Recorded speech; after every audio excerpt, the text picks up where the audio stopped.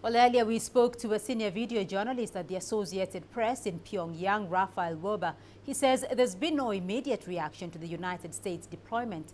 However, DPRK state media had issued a statement in response to a previous incident, indicating that it was prepared to strike back against any U.S. assets in the region.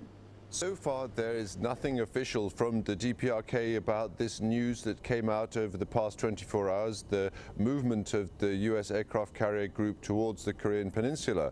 But that's not surprising. It often takes some time.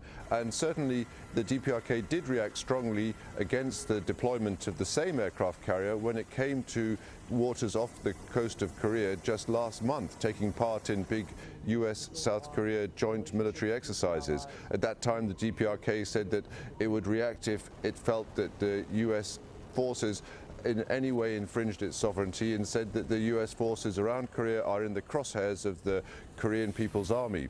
So that's clear last month. It's likely that they will come out with a similar reaction this time.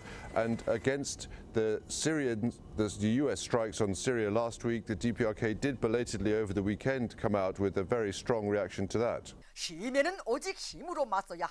The reality today goes to prove that any aggression should be countered with force only.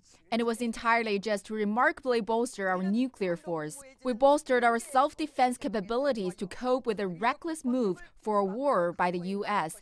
and to defend ourselves with our own force. Going back a few years, the officials from the DPRK have made very clear that they drew a clear lesson from the experience of Libya and its past leader Gaddafi. He agreed to give up his nuclear programs and then he ended up dead. So they've looked at the international situation and they do very strongly want to cling to their own determination to defend themselves by building up their missile and nuclear programs.